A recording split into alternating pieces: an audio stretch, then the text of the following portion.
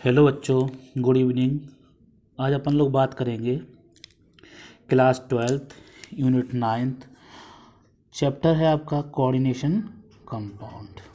ठीक है, एक अच्छा चैप्टर है, आसान सा है, जो आपको 4 से 5 नंबर दे के जाएगा। ठीक है, तो इनिशियली अपन लोग बात करें कोऑर्डिनेशन कंपाउंड होते क्या हैं। तो आप लोगों ने ढेर सारे कंपाउंड पढ़े होंगे, आयनिक कंपाउंड पढ़े होंगे, कोवलेंट कंपाउंड पढ़े होंगे।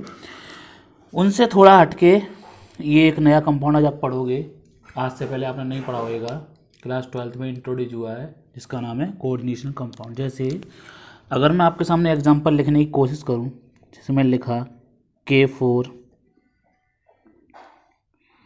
ठीक है बेटा, क्या लिखा मैंने? K4 NiCl6, ये लिख दिया मैंने आपके सामने। ठीक है ना, तो ये क्या आपका एक कोऑर्डिनेशन कंपाउंड है। तो कोऑर्डिनेशन कंपाउंड में जनरली दो चीज़ें होती हैं आपकी मेन, वो समझने की कोशिश कीजिएगा। ये होता है आपका सेंट्रल मेटल एटम, ठीक है ना, और ये होता है लिगेंड। क्या होता है बेटा? लिगेंड। ठीक है, बाकी उसके साथ ये एक इधर भी नजर आएंगे आपको, कुछ इधर भी नजर आएंगे।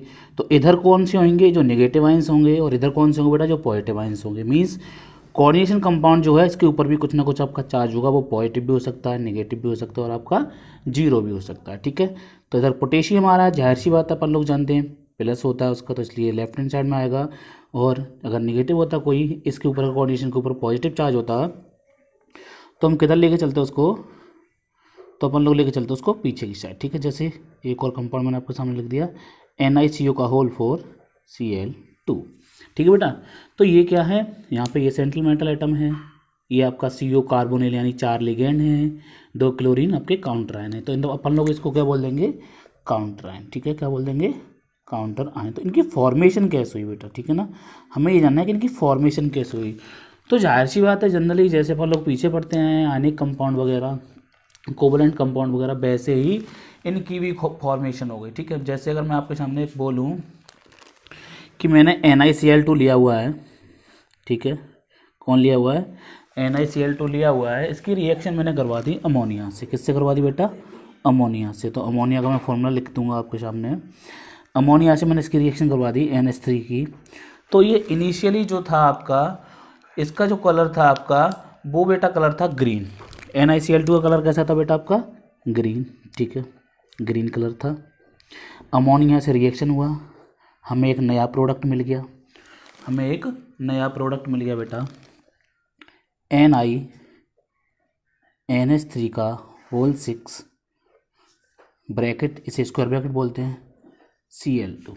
ठीक है, तो ये हमें क्या मिल गया? दो जो आपके मॉलिक्यूलर थे कंपाउंड, ये भी एक मॉलिक्यूलर कंपाउंड है, ये भी एक मॉलिक्यूलर कंपाउंड है, अमोनिया का मॉलिक्यूल है, लोन पेयर है अमोनिया के पास। तो हमें दो मॉलिक्यूलर कंपाउंड से, ये मॉलिक्यूल्स तो आपने पढ़े ही होंगे, दो एटम्स मिलकर मॉलिक्यूल की फॉर्मेशन करते हैं। तो मॉलिक्यूलर कंपाउंड से हमें क्या मिल गए? Coordination compound. कौन सा कंपाउंड मिल गया बेटा हमें? Coordination compound. ठीक है, तो इस कंपाउंड को हम लोग बोलेंगे कोऑर्डिनेशन कंपाउंड। ठीक है ना, अब इसमें अमोनिया क्या है? आपका लिगेंड। बेटा ध्यान रखना, ये जो स्क्वायर ब्रैकेट है, इसमें एक हमेशा आपका सेंट्रल मेटल एटम या सेंट्रल मेटल आयन होगा, बाकी सभी लिगेंड होंगे। बाहर जो आपके आयोनाइजेबल आइडेंटिटी होंगी वो नेगेटिव स्पीसीज भी हो सकते हैं आपके। ठीक है ना, तो ये क्या होंगे? आपके काउंटर आयन होंगे। तो यहाँ पर 2 क्लोरीन क्या है? Counter ion. और इसका कलर आई थिंक पर्पल हो जाता है। कैसा हो जाता है? पर्पल हो जाता है बेटा, चेंज होके। ठीक है, नाउ अगर मैं बात करूँ, इसका कलर कैसा था? ग्रीन। कैसे हो गया? पर्पल। ठीक है, अब अगर मैं इसको एवापोरेट करता हूँ, तो ये क्रिस्टल फॉर्म जो होगी ना, इसकी जो इसकी क्रिस्टल फॉर्म होगी, तो वो भी पर्पल ही होगी। कैसी होगी? पर्पल। ठीक है ना, तो कोऑर्डिनेशन कंपाउंड क्या हो सकते हैं आपके? Compound contain central metal atom and species that is ligands surrounded by central metal atom. ठीक है, ये अपोजिटली चार्ज भी हो सकते हैं, न्यूट्रल भी हो सकते हैं। जैसे क्लोरीन पे नेगेटिव होता है, कार्बन भी बताया अभी, अब ये न्यूट्रल है आपका। ठीक है ना, तो अपोजिटली चार्ज भी हो सकते हैं और न्यूट्रल भी हो सकते हैं आपके ये। और ये याद रखना, जनरली इनकी जो बैलेंसी होगी Ni का मैंने बताया था +2, इनकी बैलेंसी से ज़्यादा बैलेंसी पर ये फॉर्मेशन करेंगे। तो कोऑर्डिनेशन कंपाउंड में होता क्या है, आपकी जो मेटल की एक्चुअल बैलेंसी होती है उससे ज़्यादा बैलेंसी पर जाकर वो कंपाउंड की फॉर्मेशन आपका कर लेता है। कौन? Central metal atom. ठीक है ना। ऐसे ही दूसरी बातें आती हैं, जैसे आपका डबल सॉल्ट हो गया। यहाँ पर 2 ही 3 आपके कंपाउंड हैं ऐसे जिनकी मैं बात करूँगा। डबल सॉल्ट हो गया आपका, तो इन दोनों में मैं आपको अंतर बता दूंगा अभी। तो कोऑर्डिनेशन कंपाउंड समझ में आ गया बेटा। मेन चीज़ हमें क्या रखना है, सेंट्रल मेटल एटम, लिगेंड और काउंटर आयन जो आयोनाइजेबल होंगे किसी भी सॉल्यूशन में। ठीक है ना। डबल सॉल्ट जैसे मैं आपको बात कर रहा हूँ K2SO4 डॉट, आपने सभी ने पढ़ा होगा पोटास अलम जिसे फिटकरी कहते हैं, Al2SO4 का होल थ्राइस डॉट 24H2O। ठीक है। जाहिर सी बात है यहाँ पर हम देखें पोटेशियम की बैलेंसी तो बेटा वो +1 ही रहने वाली है, एल्यूमिनियम की देखें तो +3 रहने वाली है। लेकिन यहाँ हम निकल की देखें तो निकल की बैलेंसी जो अगर हम बात करें तो +2 है, that is oxidation state. But ये कंपाउंड 6 में बना रहा है, इसका कोऑर्डिनेशन नंबर कितना है, 6। ठीक है ना। तो ये क्या है, ये एक्चुअल बैलेंसी में कंपाउंड की फॉर्मेशन करते हैं, जबकि कोऑर्डिनेशन कंपाउंड जो होते हैं वो आपके एक्चुअल बैलेंसी से ऊपर जाकर आपके कंपाउंड की फॉर्मेशन करते हैं। ठीक है ना, बात समझ में आ गई। और ये स्पीसीज आपके आयोनाइजेबल होती हैं, ये स्पीसीज आपकी आयोनाइजेबल होती है। मोहर सॉल्ट आप सभी ने पढ़ा होगा, टाइट्रेशन करते हैं अपन लोग तो वहाँ भी मोहर सॉल्ट का यूज होता है। तो इसको अगर मैं बात करूँ तो ये आपका पोटास अलम, याद रखना बेटा क्या है, पोटास अलम डबल सॉल्ट है। सिमिलरली मोहर सॉल्ट की अगर अपन लोग बात करें तो मोहर सॉल्ट का फॉर्मूला आपका होता है FeSO4 डॉट NH4 का होल ट्वाइस SO4 डॉट बेटा 6H2O। ठीक है। अब मैंने आपसे बोला कि ये अगर आयोनाइज होंगे, अगर हम इनका आयोनाइजेशन करें तो ये केवल इस कॉम्प्लेक्स में टूटेंगे, मींस कॉम्प्लेक्स एंटिटी में टूटेंगे और ये आयंस दे देंगे। मतलब क्या है मेरा बेटा, इस स्क्वायर ब्रैकेट के अंदर जो लिगेंड है मेटल है वो कभी भी फ्री नहीं होंगे, चाहे तो सॉल्यूशन में देख लीजिए और चाहे आप उसकी क्रिस्टलाइन फॉर्म में देख लीजिए। अब इसका जैसे मैं लिखूँ तो ये समझ में आ गया कि क्या है, आपका मोहर सॉल्ट है बेटा, मोहर सॉल्ट है। कौन है, मोहर्स सॉल्ट। ओके। तो अगर मैं इसकी रिएक्शन करवाऊँ, मीन्स इसको आयोनाइज करवाऊँ, मैं इसको वाटर में डालूँ, किस में डाल दिया मैंने, इसको वाटर में डाल दिया बेटा, तो ये क्या होएगा इसके साथ, ये टूट जाएगा अपने आयंस में। जैसे कौन कौन से आयंस हैं, Fe+2 में टूट गया, प्लस क्या दे देगा ये SO4 दे देगा, दैट इज 2SO4 दे देगा, सल्फेट आयन दे देगा, प्लस क्या दे देगा बेटा 2 अमोनियम आयन दे देगा। कौन दे देगा, अमोनियम आयन देगा। ठीक है, समझ में आ गया। बट अगर हम इनकी बात करें, किसकी बात करें बेटा, अगर हम इस वाले कंपाउंड को ले लीजिए, जैसे मैंने ये वाला कंपाउंड ले लिया आपका, ठीक है, मैंने ले लिया NiNH3 का होल 6Cl2। अगर मैं इसको वाटर में डिजॉल्व करता हूँ तो ये मुझे क्या देगा, NiNH3 का होल 6, ठीक है बेटा, 2 + 2Cl-, that is this is complex ion. ये क्या है, कॉम्प्लेक्स आयन, ये टूट नहीं सकता। अब हाँ, अगर हम प्रॉपर्टी की बात करें बेटा, इस कॉम्प्लेक्स आयन की अगर हम प्रॉपर्टी की बात करें तो देखिएगा, अगर हम प्रॉपर्टी की बात करें तो ये Ni+2 की प्रॉपर्टी जो होगी और NH3 की जो प्रॉपर्टी होगी, यानी कि property of Ni+2 and NH3 उससे कैसी होगी, डिफरेंट होगी, different then properties of Ni2+ and NH3, means NH3, यहाँ पर NH3 क्या बेटा आपका लिगेंड है और Ni2+ क्या आपका सेंट्रल मेटल एटम है। बात यहाँ तक आपके समझ में आ गई होगी। तो डबल सॉल्ट क्या है बेटा, आपके जो इस फॉर्म में मिल जाएंगे आपके सॉलिड स्टेट में, लेकिन जैसे ही हम इसको लिक्विड में डालेंगे, डिजॉल्व करेंगे तो ये अपने आयंस में टूट जाएगा। जबकि आपका जो कोऑर्डिनेशन कंपाउंड है आयोनाइज हुआ, लेकिन ये जो स्क्वायर ब्रैकेट के अंदर आपको नजर आ रहा है ये एंटिटी, ये कभी भी आपकी आयोनाइज नहीं होगी। तो हम बोल सकते हैं, अगर मैं यहाँ से लिखना चाहूँ बेटा तो मैं बोल सकता हूँ all those compound which retain their identities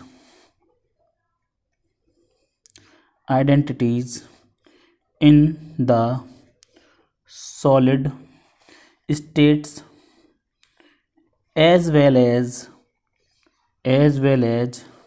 when dissolve in water। ठीक है, यानी कि वो सभी कंपाउंड जो सॉलिड स्टेट में है और सॉलिड स्टेट के साथ साथ बेटा जब वाटर में हम उनको डिजॉल्व करवा दें, एज वेल एज हम उनको वाटर में डिजॉल्व करवा रहे हैं, तो अपनी जो आइडेंटिटी है मीन्स उसको रिटेन रखें। मीन्स जैसे ये हो गया आपका, ठीक है, आयोनाइज तो नहीं हुआ, कॉम्प्लेक्स आयन है, तो इसे हम बोल देते हैं क्या जनरली बेटा, कोऑर्डिनेशन कंपाउंड। क्या बोल देते हैं बेटा, कोऑर्डिनेशन कंपाउंड। ठीक है ना, बात समझ में आ गई होगी खूब अच्छे से।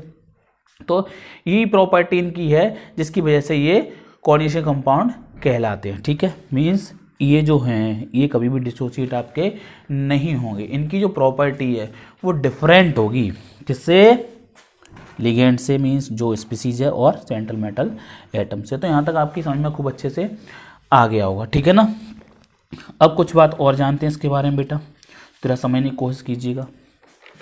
ठीक है, समझने की कोशिश कीजिएगा आप। तो अगर मैं कहूँ कॉम्प्लेक्स आयन, तो वो अपने डिसोसिएट नहीं हो रहे थे। दूसरी बात, वो जो कॉन्स्टिट्यूएंट की प्रॉपर्टी थी उनसे कैसे थे, डिफरेंट थे। ठीक है, उनकी प्रॉपर्टी कैसी थी, डिफरेंट थी। अब हम यहाँ पे एक चीज़ पहुँच चुके हैं, हमने आपको बताया कोऑर्डिनेशन एंटिटी, कोऑर्डिनेशन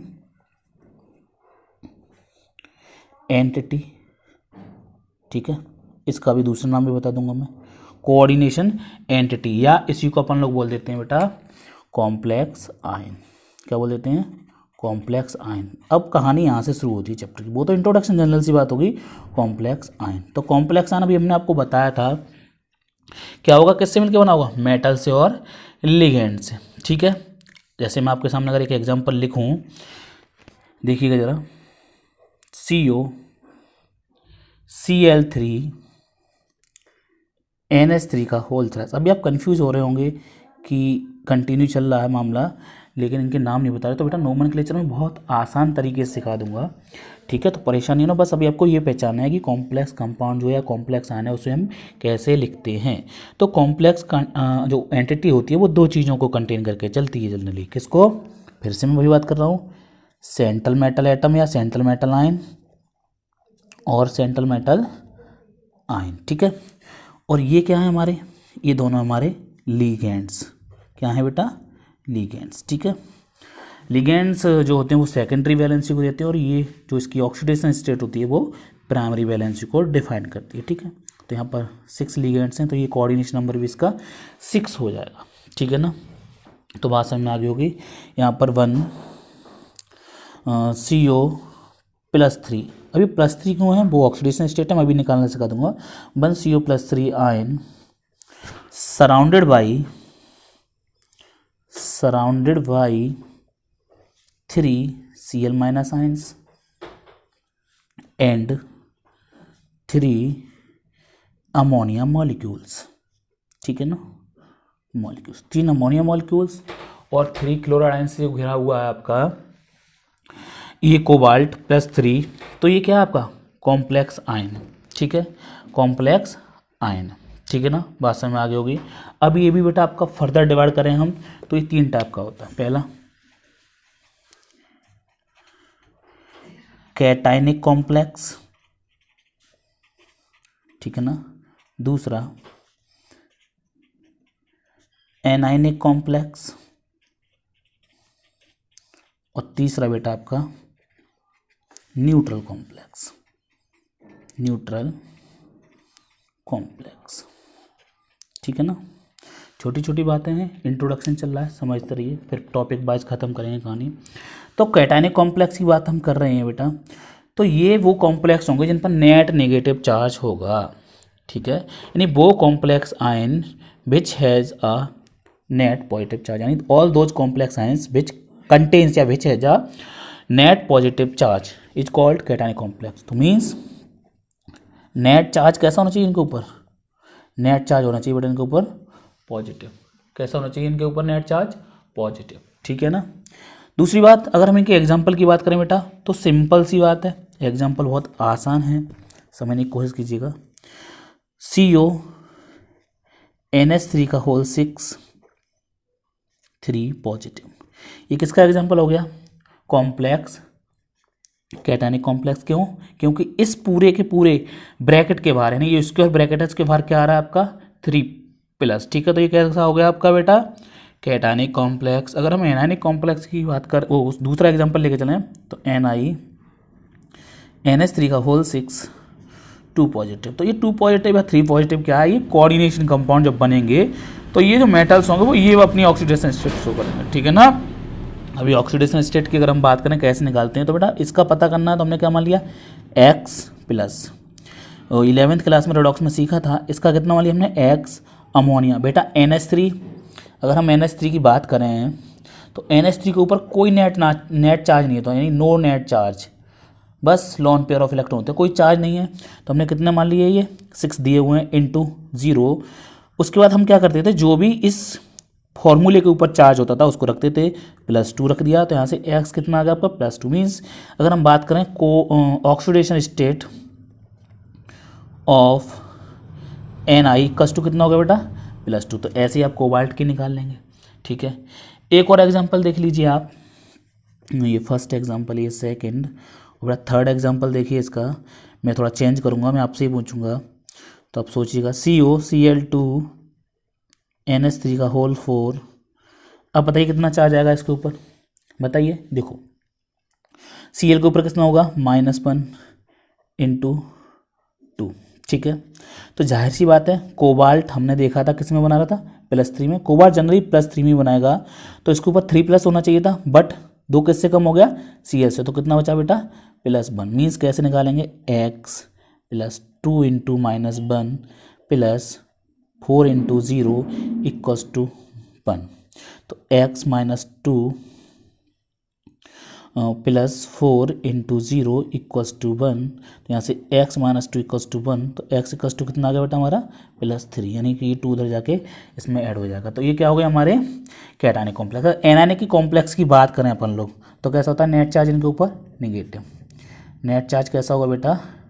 इनके ऊपर नेगेटिव होगा। जैसे एग्जाम्पल की बात करें तो सिल्वर ले लिया AgCN का होल ट्वाइस माइनस। Ag के ऊपर +1 होता है बेटा। साइनाइड, ये साइनाइड कहाँ से आया होगा आपका? HCN। किससे आया होगा? HCN से H+ गया होगा, तो क्या छोड़ के गया होगा? CN-। ठीक है ना। ये होल मैंने इसलिए इसके ऊपर माइनस किया है क्योंकि जब हम लिगेंड पढ़ेंगे तो ये लिगेंड की तरह बिहेव करेगा। ये नाइट्रोजन से भी देगा और कार्बन से भी देगा, तो ये एम्बिडेंट लिगेंड है। इसका नाम आइसोसाइनाइड हो जाएगा जब ये N की तरफ से देगा और साइनाइड जब C की तरफ से देगा। ठीक है ना। तो एक एग्जांपल ये हो जाता है आपका। और दूसरे एग्जांपल की अगर अपन लोग बात करें तो वो हो जाता है आपका FeC2O4 का होल थ्राइस, दैट इज +2 में बना रहा होगा तो 2 - 4-। ठीक है, मैं भी समझा दे रहा हूँ।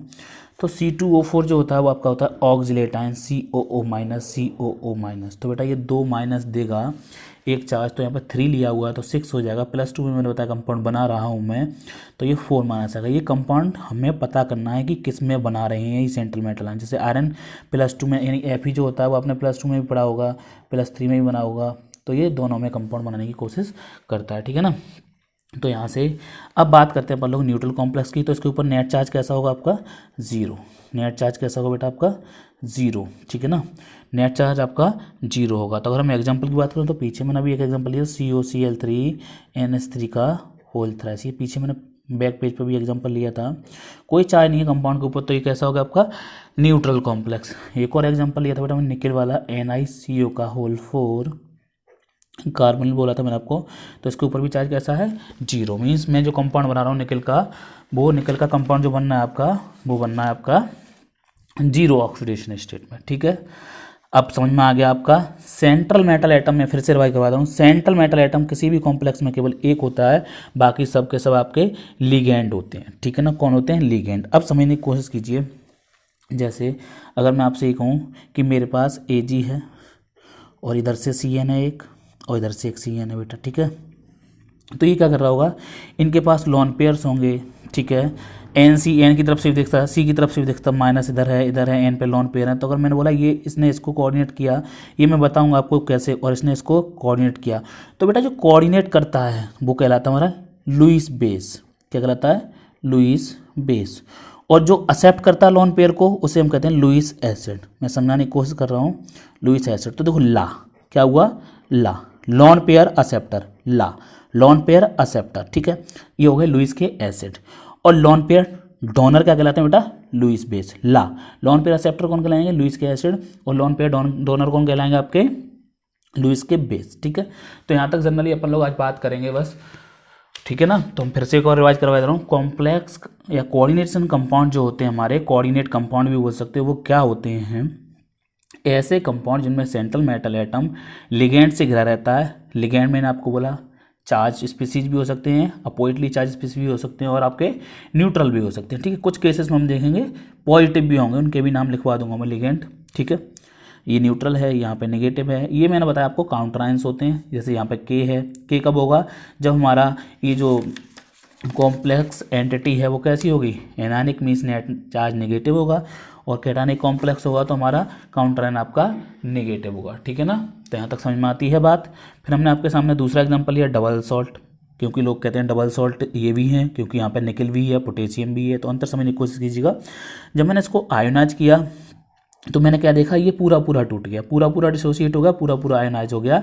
बट जब मैंने एक कॉम्प्लेक्स कंपाउंड लिया तो मैंने क्या देखा? एक कॉम्प्लेक्स आयन मिला मुझे, और ये टू। अब ये जो है आपका वो क्रिस्टल स्टेट में या लिक्विड फॉर्म, दोनों में इसी फॉर्म में रहेगा, यानी ये यहाँ से अमोनिया का मॉलिक्यूल फ्री नहीं होगा। तो मैंने यहाँ पे एक बात आपको लिखवा दी थी। मैंने क्या कहा था? All those compounds which retain their identities in the solid state as well as when dissolve in water. Means जब हमने इनको वाटर में डिसॉल्व किया या हमने इनको सॉलिड स्टेट में देखा तो इनकी जो प्रॉपर्टी थी, इनकी जो स्टेट थी वो रिटेन थी, ठीक है। उनकी आइडेंटिटी लूज नहीं हुई, यानी NiNH3 का होल 6 ही मिला हमें एवापोरेट करने के बाद भी, ठीक है ना। और मैंने आपको फ्री बताया कि जो Ni है और NH3 और उससे ही मिला जो मॉलिक्यूल मिला हमें, यानी जो ये कॉम्प्लेक्स आयन मिला या कॉम्प्लेक्स एंटिटी मिली, उसकी प्रॉपर्टी डिफरेंट है किससे? जिससे ही बनाया, दैट इज Na+2 या NH3। या हम ये भी बोल सकते हैं NiCl2 और NH3 से भी कैसी है? डिफरेंट है। ये देखिए यहाँ से, ठीक है ना। मीन्स जब हमने NiCl2 लिया जो ग्रीन कलर का था, अमोनिया के साथ रिएक्शन करवाया, कोऑर्डिनेशन कंपाउंड बना जो पर्पल कलर का था, और उसका पर्पल कलर जो है वो डिसअपियर नहीं होगा। Ni2+ डिसअपियर हो जाएगा, लेकिन पर्पल कलर जो है वो नहीं होगा। उसके बाद हम कहाँ पहुँचे थे? कोऑर्डिनेशन एंटिटी पे, यानी कॉम्प्लेक्स आयन। तो मैं दो चीज़ों से मिलकर बना होता है आपका सेंट्रल मेटल एटम और लिगेंड्स, ठीक है ना। लिगेंड्स क्या होते हैं? सेंट्रल मेटल एटम को चारों तरफ से घेरे रखते हैं। तो मैंने यहाँ पे लिख दिया 1CO3+ आयन जो है आपका वो 3 क्लोराइड आयन से घिरा हुआ है और 3 अमोनिया के मॉलिक्यूल से। मीन्स क्लोराइड आयन क्या हो गया? अपोजिटली चार्ज स्पीसीज हो गए, और ये आपका न्यूट्रल मॉलिक्यूल हो गया, ठीक है। फिर हमने कॉम्प्लेक्स आयन को डिवाइड किया 3 पार्ट्स में। Cationic complex means net charge positive, ये बेटा आपके सामने एग्जाम्पल रहा, हेक्सामाइन कोबाल्ट थर्ड आयन, ठीक है ना। नाम बता दिए मैंने, अभी नाम नोमेनक्लेचर सिखाऊंगा। पहले लिगेंड्स, उसके बाद फिर थोड़ा बहुत जो रह जाएगा उसको एक ही वीडियो में, उसके बाद नोमेनक्लेचर डिटेल में, ठीक है ना। ये निकल का मैंने आपको बता दिया, ऑक्सीडेशन स्टेट निकालना सिखा दिया, ये कोबाल्ट का कंपाउंड फिर से बता दिया। जब नेट चार्ज निगेटिव होगा, हाँ तो मैं यहाँ पर थोड़ा थोड़ा बता दे रहा हूँ। अगर एनायनिक कॉम्प्लेक्स है तो जो सेंट्रल मेटल एटम होगा उसके नाम के पीछे 8 लगा लेंगे। क्या लगा देंगे? 8। जैसे कोबाल्ट होगा तो कोबाल्टेट, Ag है तो अर्जेंटेट, ठीक है ना। और कुछ ऐसे स्पीसीज होंगे जो निगेटिव में आके अपने नाम बदलेंगे। जैसे ये Ag है तो ये पॉजिटिव, अगर यहाँ पर कहीं Ag यूज होता किसमें? कैटायनिक कॉम्प्लेक्स में या एनायनिक कॉम्प्लेक्स, वो न्यूट्रल कॉम्प्लेक्स में, तो बेटा ये आपका सिल्वर ही रहता। जैसे ही एनायनिक कॉम्प्लेक्स में आ गई अर्जेंटेट हो जाएगा। क्या हो जाएगा? अर्जेंटेट। आयरन है, अगर ये कैटायनिक कॉम्प्लेक्स में होता तो आयरन ही लिखते हैं हम यहाँ पर, और इसके नाम के पीछे, और अगर ये न्यूट्रल में आता तब भी आयरन। इसमें आते ही नेगेटिव वाले में यानी एनायनिक कॉम्प्लेक्स में आते ही फेरेट हो जाएगा। तो ये आईयूपीएसी पे बात करेंगे इसकी। तो न्यूट्रल कॉम्प्लेक्स कौन से होंगे? जिनके ऊपर नेट चार्ज कैसा होगा अपना? 0, ठीक है ना। फिर मैंने आपको एक बात बताई थी जो आपके टिक मार्क क्वेश्चन में आपकी हेल्प कर सकती है, आ सकता है यहाँ से क्वेश्चन। मीन्स जो सेंट्रल मेटल एटम होते हैं वो लुईस एसिड होते हैं, क्योंकि ये लोन पेयर को एक्सेप्ट करते हैं। और जो लिगेंड्स होते हैं बेटा वो आपके लुईस बेस होते हैं। कैसे होते हैं? लुईस बेस, क्योंकि ये लोन पेयर को डोनेट करते हैं। तो आज अपन लोगों ने यहाँ पर ढेर सारा इंट्रोडक्शन पढ़ा इसका। तो आज के लिए पर्याप्त है इस वीडियो में। नेक्स्ट वीडियो में बेटा बात करेंगे अपन लोग लिगेंड्स के बारे में, और लिगेंड्स पढ़ने के बाद अपन लोग कहाँ चलेंगे? कोऑर्डिनेशन कंपाउंड के नोमेनक्लेचर। फिर बर्नर थ्योरी वगैरह, बीबीटी वगैरह कुछ चीज़ें हैं जो इंपॉर्टेंट है यहाँ पर। तो मैं आपको बता दे रहा हूँ यहाँ पर अपन लोगों को क्या डिटेल में पढ़ना है, इस ब्रैकेट में बता दे रहा हूँ। देखो आईयूपीएसी से क्वेश्चन बनने वाला है आपका, ठीक है। मैग्नेटिक प्रॉपर्टी से क्वेश्चन बनेगा यहाँ पर आपका, और मैग्नेटिक प्रॉपर्टी जान जाओगे तो कलर भी समझ जाओगे, कलर से क्वेश्चन बन सकता है, बीबीटी है, क्रिस्टल फील्ड स्प्लिटिंग थ्योरी है, वो सॉरी क्रिस्टल फील्ड थ्योरी है, उसके बाद आपका वर्नर्स थ्योरी है, ठीक है ना। तो ये कुछ कंपाउंड ऐसे हैं, वो ये कुछ आपके ऐसे टॉपिक्स हैं, 1 2 3 4 5 6 टॉपिक ऐसे हैं यहाँ से आपके क्वेश्चन बनेंगे। इनसे बाहर क्वेश्चन नहीं जाना चाहिए। इस साल क्वेश्चन है वो या तो आईपीएससी नोमेनक्लेचर पर जाएगा या आपका सीएफटी पे जाएगा, ठीक है। यहाँ तक जो अनुमान है अपना वो आईपीएससी पे जाएगा, सीएफटी पे, या ये मैग्नेटिक प्रॉपर्टी वगैरह और ये बीबीटी ट्रिक से करवाएंगे अपन लोग, ठीक है ना। ट्रिक से समझेंगे, कोऑर्डिनेशन कंपाउंड भी ट्रिक से चल रहा है, और कोशिश करेंगे इस चैप्टर को जल्दी से जल्दी ख़त्म कर दें और आपके ज़्यादा से ज़्यादा मार्क्स हैं, ठीक है ना। मिलेंगे नेक्स्ट वीडियो में, तब तक के लिए गुड नाइट, बाय।